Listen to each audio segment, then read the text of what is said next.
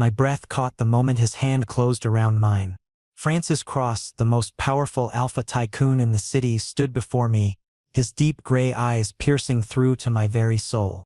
I was just a 17-year-old omega, invisible to everyone, especially someone like him.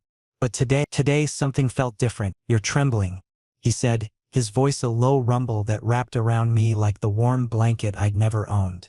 I tried to pull my hand away, but his grip was firm yet protective. I couldn't understand what was happening. Just 30 minutes ago, I'd been sitting alone in my tiny rental room, staring at a piece of stale bread that was supposed to be my birthday dinner. Today was my 17th birthday, but tomorrow at midnight I'd turn 18 and my presentation would begin. I'm fine," I managed to say, attempting to step back. But the truth was far from fine. My body felt weak, my omega scent probably leaking out from hunger and exhaustion. I hadn't eaten anything substantial in 2 days. My part-time job at the convenience store barely covered rent, and this month had been particularly brutal. The store owner had told me last week that I was too weak for the work. This was my final week before he let me go. Francis's jaw tightened visibly. "When did you last eat?" I remained silent. How could I tell him? How could I explain to this alpha, who probably had everything, that I'd gone to bed hungry on my own birthday? That nobody even remembered I existed? That I was completely alone in this world? Actually, I barely remembered walking from the convenience store to here. All I recalled was a sudden wave of dizziness, then colliding with his shiny black car before my legs gave out. "Answer me." His thumb brushed gently across my knuckles, sending an unexpected shiver down my spine. I looked into his eyes, those storm gray eyes that somehow made me feel like I actually mattered. 3 days ago, I finally admitted, my voice barely a whisper. "At the shelter." His eyes darkened further, and I watched a muscle tick in his jaw. 3 days? And you've had nothing today?" I shook my head slowly. My rent was due. I had to choose between food and keeping my room. "On your birthday." His voice was flat, but I could feel the anger simmering beneath the surface. "Tomorrow," I whispered. "Tomorrow at midnight I turn 18. That's when my real birthday begins." I didn't mention that tomorrow would also mark the start of my presentation, when I'd become vulnerable to every alpha as my omega scent fully bloomed. Francis remained silent for a long moment, simply studying me. Then suddenly he made a decision. "Come with me." "Double." "Where?" I stammered. "To eat. Right now." This wasn't a request, it was a command, though one that felt protective rather than dominating. I hesitated. "But I can't go anywhere like this." I glanced down at my faded hoodie and torn jeans. "You look perfectly fine," Francis stated firmly. "And if anyone has a problem with it, they'll answer to me." "Come on, Joe." The way he said my name, Joe, as if he knew it, as if he cared, made my heart race. I forced my weak legs to cooperate and began walking beside him, knowing somehow that my life was about to change forever. His car was sleek and expensive, exactly what I'd expected from someone of his status. The leather seats were soft beneath me, as I carefully climbed in, hyper-aware of my shabby appearance against such luxury. Francis didn't seem to notice or care as he slid into the driver's seat with practiced ease. "There's a restaurant not far from here," he said, starting the engine. "They know me well." That last part made my stomach twist with anxiety. Of course they knew him. He probably ate at expensive places all the time, surrounded by other wealthy people who belonged in that world. And here I was, about to walk into that environment looking like I'd just crawled out of an alley. "Francis," I began hesitantly, "I really don't think—" "Stop," he interrupted gently, but firmly. "Whatever you're about to say, whatever excuse you're forming, just stop. You need to eat. I'm going to make sure you eat. Everything else is irrelevant." I fell silent, watching the city lights blur past my window. The streets grew cleaner, the buildings taller and more pristine. We were heading into the heart of the financial district, the part of town I'd only ever seen from a distance. When Francis finally pulled up to the restaurant, a valet immediately approached. I watched in mild horror as Francis handed over his keys without a second thought, then came around to open my door before I could do it myself. I started. "I know you can," he said simply. "But I want to." His hand found the small of my back as we walked toward the entrance, and I felt the warmth of his palm through my thin hoodie. The touch was grounding, somehow making me feel less like I was about to walk into a lion's den. The restaurant's facade was elegant, all glass and warm lighting that spilled onto the sidewalk. Through the windows, I could see well-dressed patrons enjoying their meals, soft conversation and laughter creating an atmosphere of comfortable wealth. This was so far removed from my world that it might as well have been another planet. "Mr. Cross," the doorman greeted with a respectful nod, pulling open the heavy glass door. Francis acknowledged him with a slight nod of his own, his hand never leaving my back as he guided me inside. The interior was even more impressive than the outside. Crystal chandeliers casting soft light across pristine white tablecloths. The quiet notes of a piano playing somewhere in the background. Every detail screamed luxury and refinement. I felt every eye in the room turn toward us, or more specifically toward me. I could practically feel their judgment, the tattered hoodie, the worn jeans, the obvious poverty that clung to me like a second skin. My confidence began crumbling with each step. "Maybe I should wait outside," I murmured, taking a half step backward. But Francis's hand pressed more firmly against my back, keeping me moving forward. "You're staying right here with me," he murmured, his tone leaving no room for argument. Something in his presence calmed my omega instincts, reassuring me that this would be okay. A host in an impeccable suit approached, his professional smile firmly in place. "Mr. Cross, wonderful to see you again.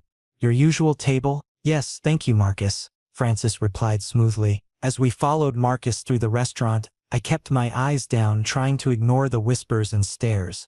But Francis seemed completely unbothered, his bearing confident and assured. When we reached a table by the floor-to-ceiling windows overlooking the city, he pulled out my chair himself. I sat awkwardly, my hands fidgeting on the white tablecloth, unsure what to do with myself. Francis settled across from me with natural grace, and when Marcus offered menus, Francis waved them away without even glancing at them. "We'll have the chef's special course, the complete tasting menu." My eyes widened. "Francis, that's too much, Joe." The way he said my name stopped my protest cold. He leaned forward slightly. "When I ask you something, I need the truth. Understood?" I nodded slowly. "Good. Now tell me, where is your family?" The question caught me off guard. I'd been expecting more questions about my eating habits. Not this. I looked down at my hands, suddenly finding the pristine tablecloth fascinating. They're gone," I said quietly. I bounced around between shelters until I could afford that room. Got the part-time job at the store. Thought I could make it work. My voice cracked slightly. But last week the owner told me I was too weak. He fired me. When rent came due, I had to choose. Francis's eyes remained locked on mine, intense and unwavering. "And you chose the room. Winter's getting worse." I thought if I could just hold on for a few days, I'd find another job. Hearing myself say it aloud made it sound even more foolish than it had in my head. "How old are you, Joe?" Francis asked, though I suspected he already knew the answer. 17, 18 at midnight tomorrow." I paused, swallowing hard. "That's also when my presentation will happen." His entire body tensed at that. Presentation, every omega's most vulnerable time. When their scent fully blooms, when their body heat spikes, when they become exposed to any alpha nearby. And I was going to face it alone in that tiny room with no protection whatsoever. Francis opened his mouth to respond, but the arrival of our first course interrupted him. A waiter placed delicate plates before us, some kind of appetizer that looked more like art than food. Then came another plate, another roasted chicken with herbs I couldn't name, creamy pasta that smelled divine, fresh bread still warm from the oven, a colorful salad, and even dessert waiting on a side cart. My stomach growled embarrassingly loud at the sight and smell of so much food. Francis's lips curved into the first real smile I'd seen from him. "Eat, Joe. Please." I couldn't resist any longer. I started slowly, trying to maintain some dignity, but hunger quickly won out. Each bite tasted incredible, flavors I'd forgotten existed or had never experienced before. I'd been surviving on whatever cheap food I could afford, and even that had been sparse lately. This was something else entirely. Francis watched me the entire time, not eating much himself, just observing. But he wasn't judging. There was something else in his expression. Concern? Maybe. or satisfaction that I was finally getting a proper meal. When I finally stopped, my stomach pleasantly full for the first time in weeks, shame crept in. I'd eaten so quickly, so desperately. What must he think of me? Thank you, I whispered, barely able to meet his gaze. Francis leaned forward, pushing his water glass toward me. Drink. Take your time. I accepted the glass, realizing he was teaching me, showing me how to eat properly, how to pace myself. Nobody had ever done that before. Nobody had ever cared enough. Joe, Francis said once I'd set the glass down, I can't send you back to that room. My heart stopped. What do you mean? Your presentation is tomorrow. You cannot be alone during that. It's dangerous. His voice carried absolute conviction. You'll stay with me, tonight and for as long as you need a safe place. I can't do that, I said, panic rising in my chest. You don't even know me. You need help, Francis interrupted quietly. And I can provide it. So I will. Something in his words, in his tone, broke through my resistance. Maybe it was exhaustion. Maybe it was desperation. Or maybe it was simply the first time in my life someone had genuinely offered to care for me. Okay. I finally managed, barely audible. Okay. Francis exhaled, as if he'd been holding his breath waiting for my answer. Let's get you home then. As we left the restaurant, I had no idea where I was going. But for the first time in forever, I didn't feel quite so alone. The drive to Francis's place was quiet, but it wasn't uncomfortable. He didn't try to fill the silence with meaningless conversation, and I appreciated that. My mind was racing too fast to handle small talk anyway. What was I doing? Going home with a stranger, an alpha I'd just met? But somehow, my omega instincts weren't screaming danger.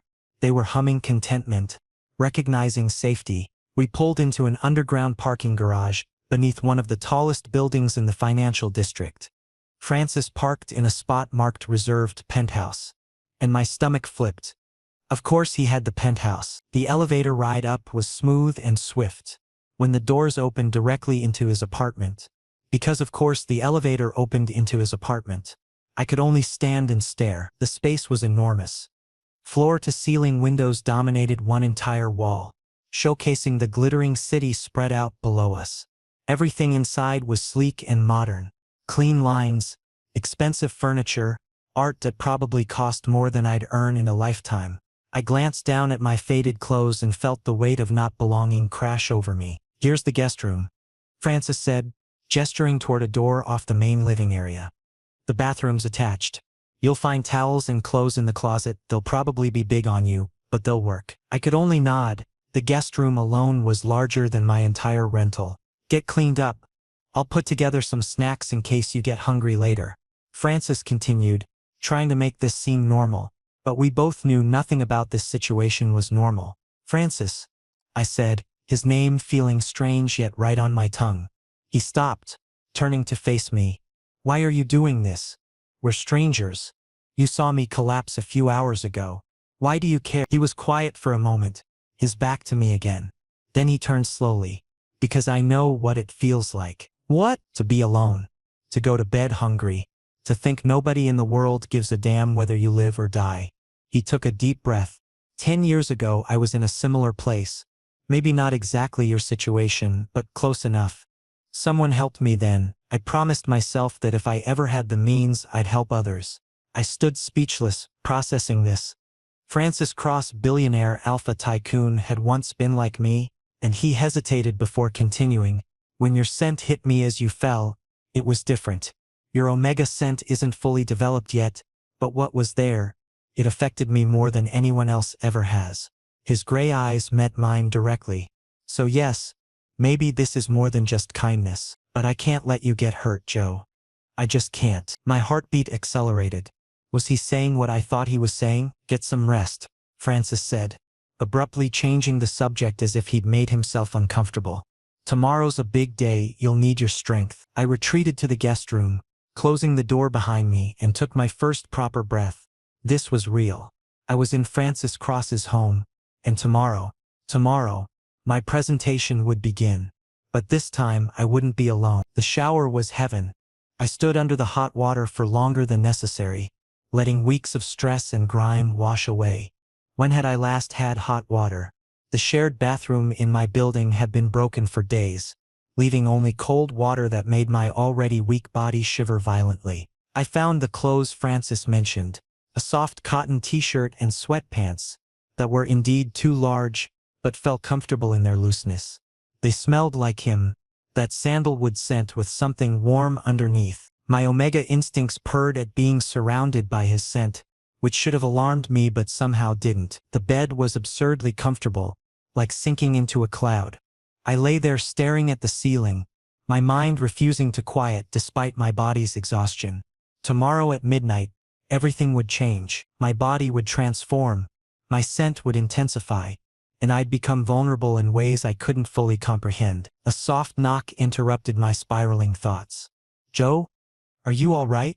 Francis's voice came through the door. "Yes," I called back, trying to keep my voice steady. The door opened a crack, and Francis peered inside. "Can't sleep, just thinking," I admitted. He stepped fully into the room, leaving the door slightly ajar. "About tomorrow?" I nodded. Francis moved to sit on the edge of the bed, maintaining a careful distance. "I want you to know something. Presentation is scary. I won't lie about that. But you're not alone, Joe. I'll be here. The entire time. Do you understand?" "But why?" I pushed myself up to sitting. "You don't have to take responsibility for me. I don't want to be your burden." "You're not a burden." His voice was firm, leaving no room for argument. "And if we're talking about responsibility, then yes, I want to be responsible for you. If you'll let me." Tears pricked at my eyes. When had anyone last cared about me like this? Never. Literally never in my memory. "Hey," Francis said softly, moving closer when he saw me struggling. "It's okay to cry," and I did. The floodgates opened, years of loneliness, fear and pain pouring out all at once. Francis pulled me into his arms, holding me against his chest and simply let me break down.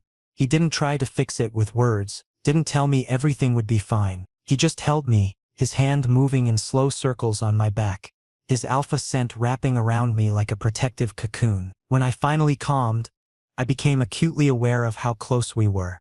My face pressed against his chest, his arms creating a shelter around me, and for the first time in my life, I felt genuinely safe. "Thank you," I whispered into his shirt. "Try to sleep," Francis murmured. "I'm right next door.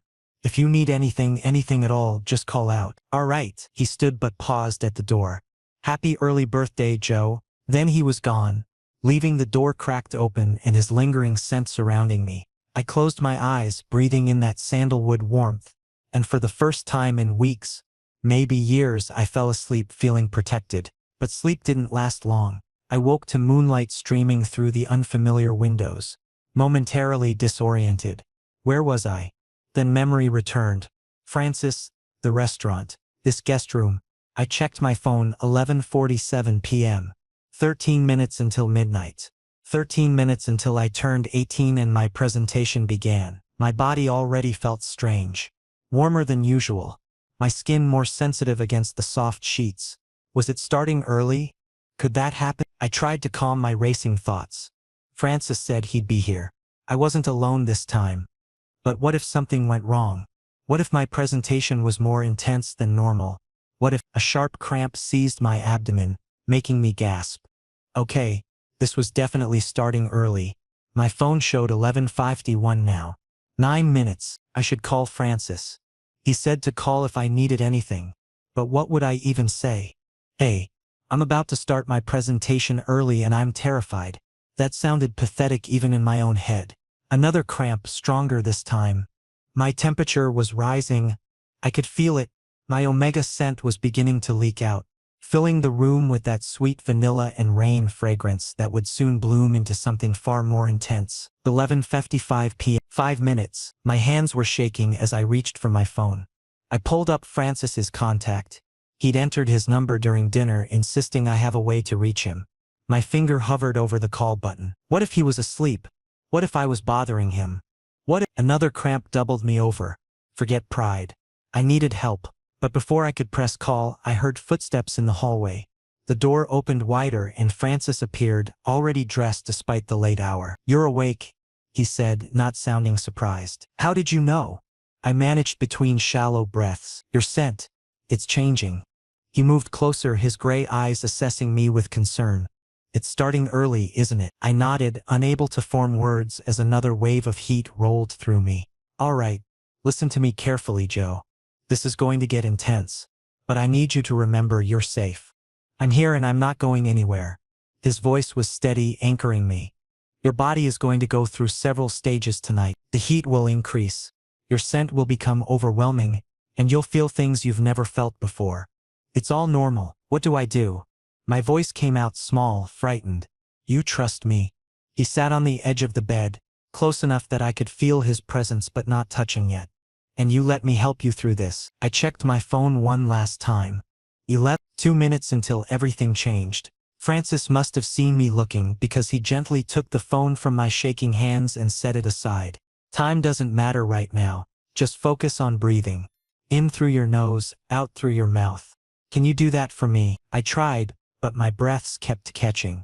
The heat was building, my skin felt too tight, and my omega instincts were screaming confusing messages. Danger, safety, need, fear, all jumbled together. Joe, look at me. Francis's hand cupped my face, forcing my eyes to his. You're going to be fine. I've got you. Midnight arrived not with fanfare but with a sudden overwhelming rush of sensation. My body temperature spiked, my scent exploded outward, and every nerve ending came alive with hypersensitivity.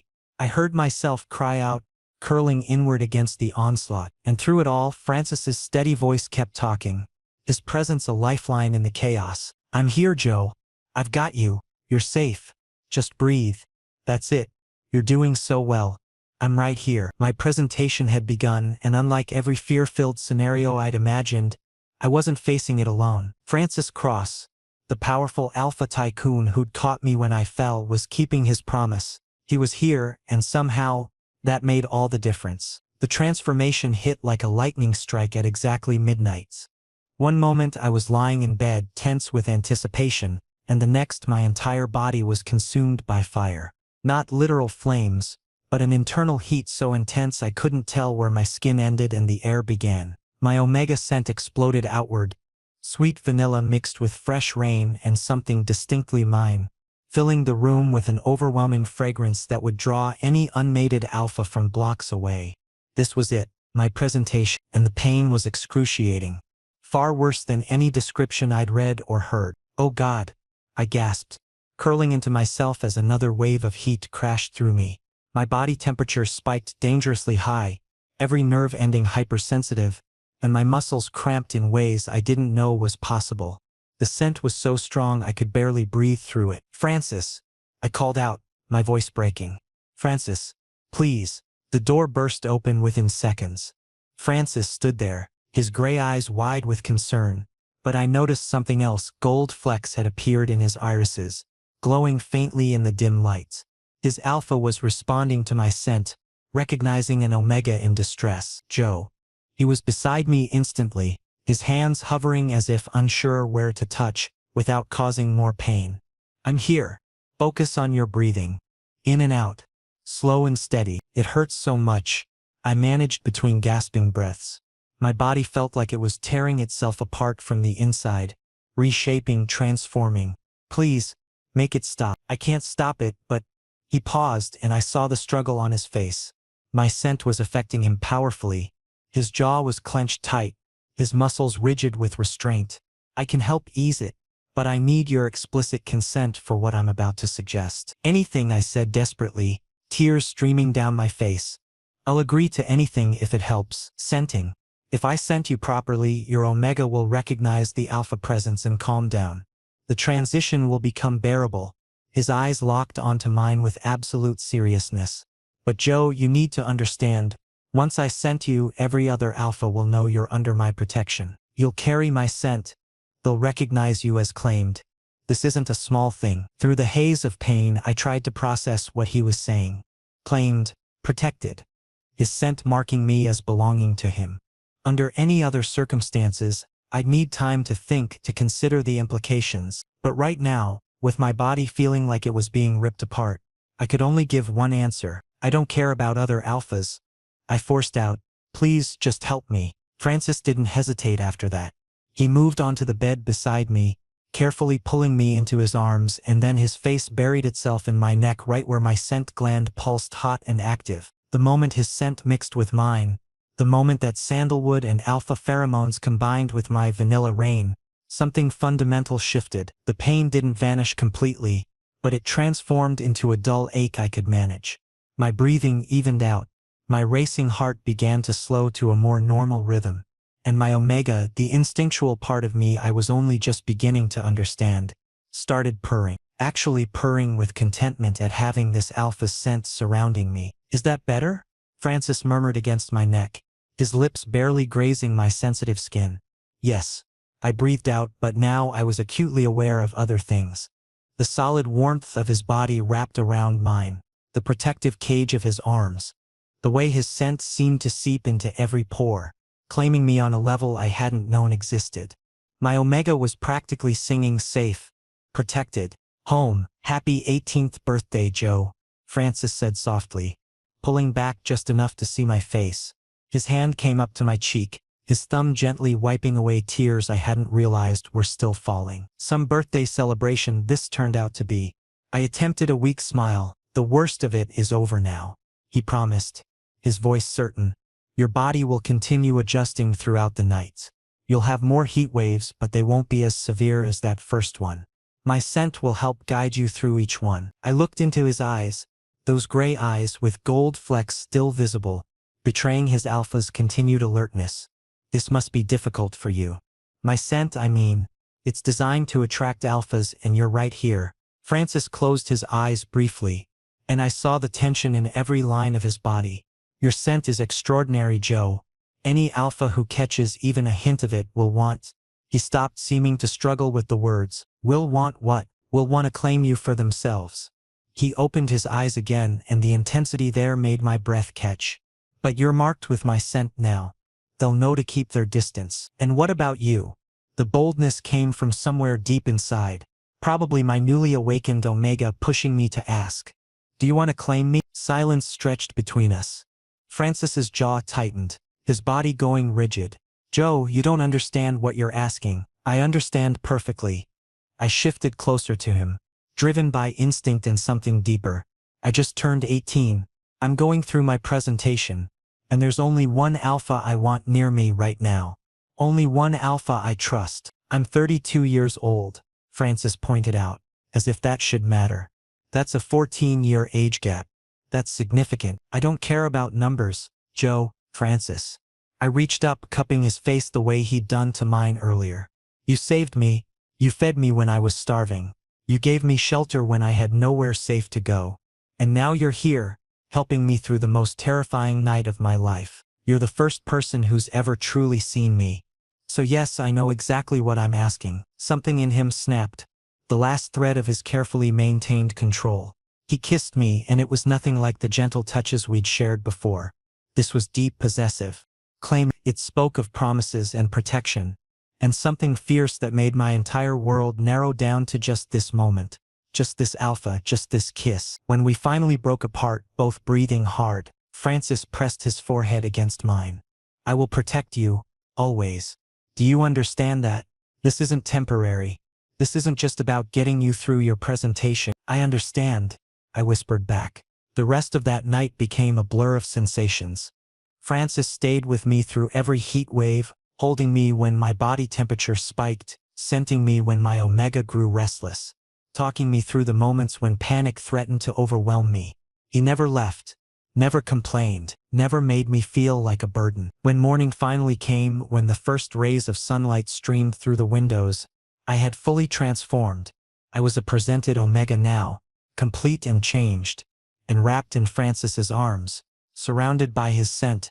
I felt something I'd never experienced before in my entire life. I felt like I'd finally found home. Morning arrived with a strange sense of lightness. I felt different, not just physically changed, but somehow more settled, as if pieces of myself had finally clicked into place. When I looked in the bathroom mirror, I barely recognized the person staring back. My eyes seemed brighter, more luminous. My skin had taken on a subtle glow. I was a fully presented omega now, and the transformation was visible. Francis was in the kitchen when I emerged. moving around with practiced ease as he prepared coffee. He turned when he heard me, and something in his expression made my heart skip several beats. There was warmth there and possessiveness, and something deeper I didn't quite have a name for yet. "How are you feeling?" he asked, handing me a perfectly made cup of coffee. "Different. Better, actually." I took a sip and realized he'd somehow figured out exactly how I liked it, even though I'd never told him. More like myself, if that makes sense. "It does." He hesitated, setting down his own cup. "Joe, we need to discuss something important." My stomach immediately knotted with anxiety. Here it came, the conversation where he'd tell me I'd overstayed my welcome. That now that my presentation was complete, I should start looking for somewhere else to go. That his obligation was fulfilled. "Look," Francis said quickly, apparently reading my expression, "I'm not asking you to leave. That's not what this is about. Actually, it's the opposite." "The opposite?" He pulled out his phone, turning the screen toward me. Social media was open and I was apparently trending. "Mystery Omega spotted with Alpha Tycoon Francis Cross. Who is he?" "Francis Cross finally claims someone? Breaking Cross Enterprise CEO in secret relationship." There were photos us leaving the restaurant together. My face wasn't clear, but Francis's was unmistakable. I scrolled through the comments, each one making my stomach sink further. Probably just another gold digger. Poor Omega probably trapped him with presentation sent. He doesn't even look wealthy. What could Francis possibly see in him? I couldn't finish the sentence. "This is a problem," Francis admitted, his voice steady. "But not for me, for you. The media attention will be intense, invasive, and—" He paused, his jaw tightening. "My company's board members aren't pleased." "Your reputation," I whispered, horror dawning. "I'm destroying your image. Everything you've built." "Stop." Francis took my hand firmly. "You're not destroying anything. Those people have outdated ideas about what's appropriate for a CEO. They think having an Omega mate shows weakness or poor judgments." The muscle in his jaw ticked. "I don't share their opinion." "Francis, this is your company, and you're mine," he stated simply, as if it were the most obvious fact in the world. "If I had to choose between the company and you, Joe, I'd choose you. Every single time." Tears welled in my eyes. "But why?" "We barely know each other, because when your scent first hit me, something fundamental changed inside me." He moved closer, his gray eyes intense.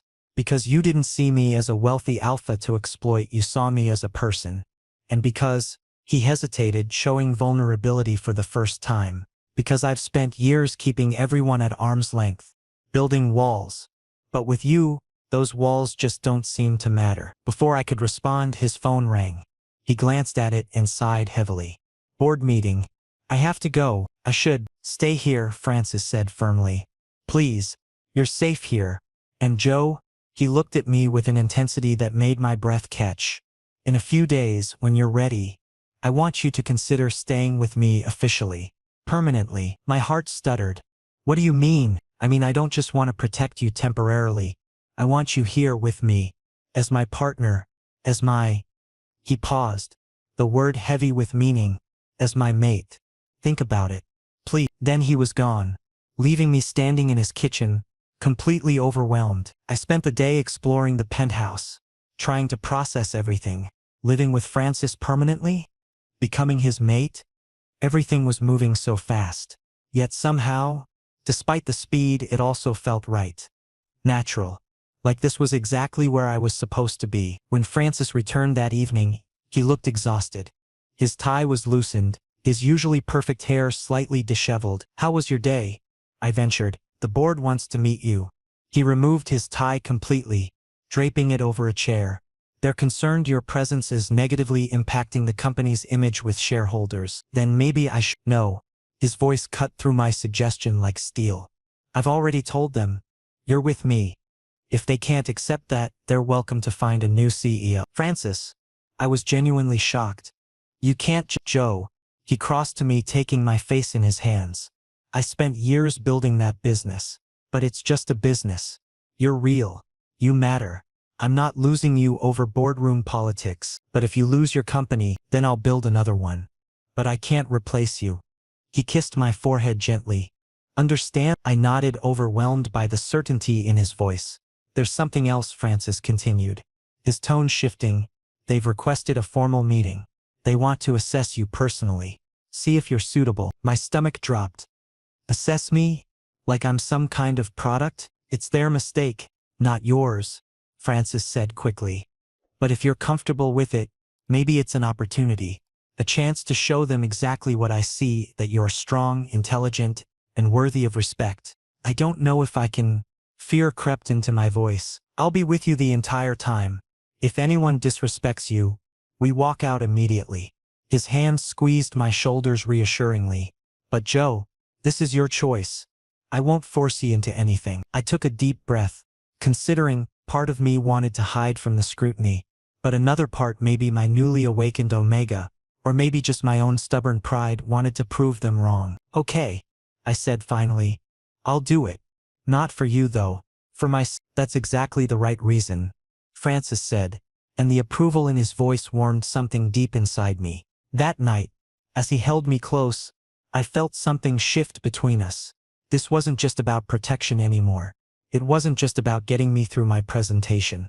This was becoming something real, something deeper, and maybe, just maybe, I was brave enough to see where it led. The morning of the board meeting arrived too quickly. I stood in front of the mirror wearing the suit Francis had provided.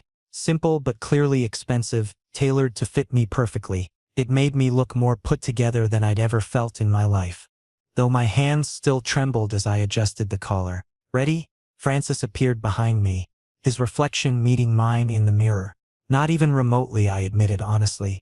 But I'm going to do it anyway. His hand found mine, squeezing briefly, a small gesture that somehow steadied my racing heart.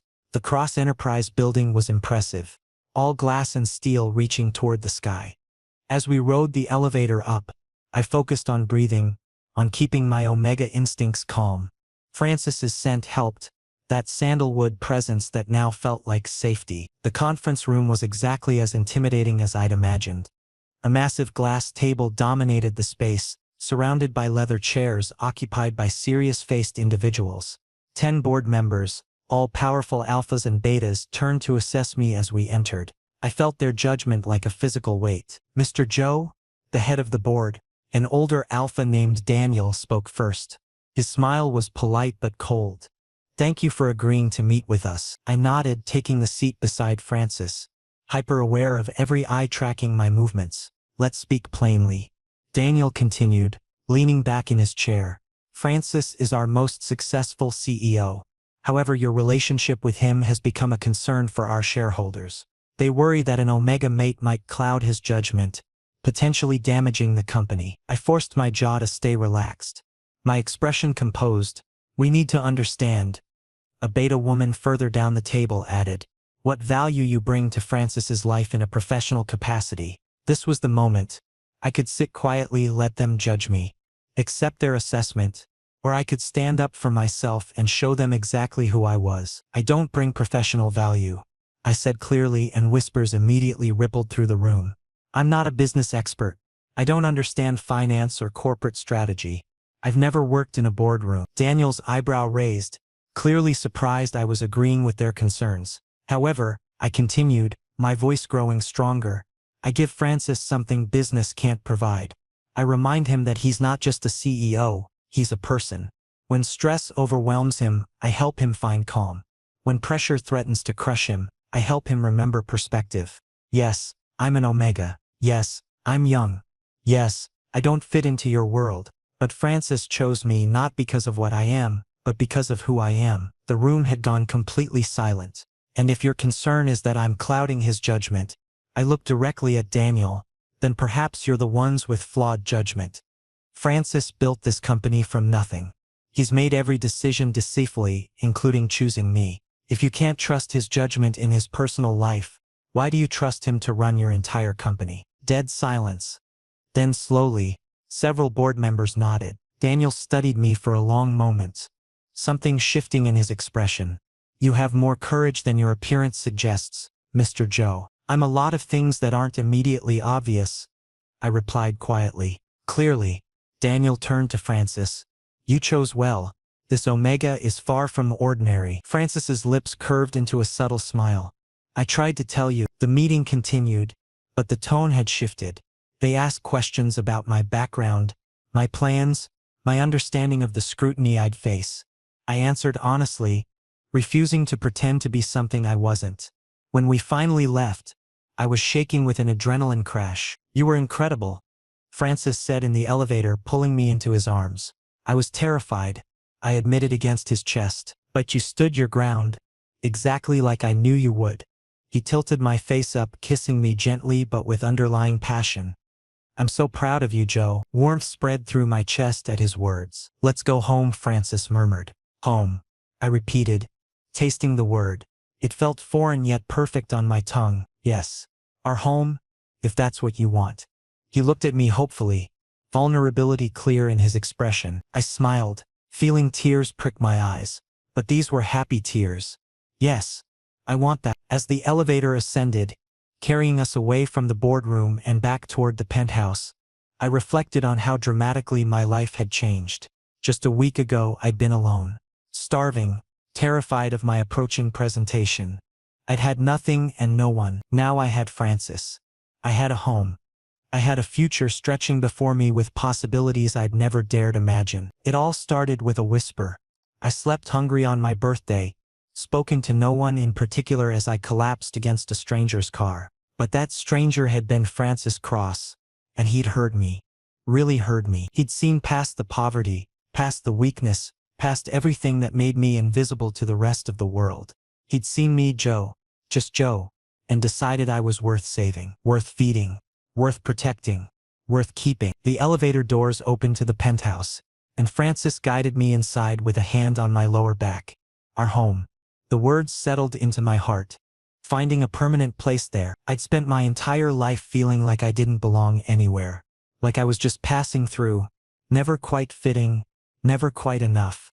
But standing there in Francis's penthouse, his scent surrounding me, his presence beside me, I finally understood what belonging felt like. "What are you thinking?" Francis asked softly. That a week ago I couldn't imagine tomorrow, and now I turned to face him fully. "Now I can't imagine tomorrow without you in it." His eyes, those storm gray eyes with gold flecks that appeared when his alpha surfaced, looked at me with such intensity it stole my breath. "You'll never have to," he promised, pulling me close.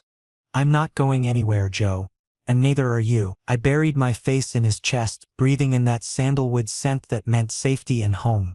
My omega purred with contentment, recognizing its alpha, its mate, its future. Outside the windows, the city glittered with a million lights, each one representing someone else's story. But this story, this unlikely, impossible, beautiful story, was mine, and it was just beginning.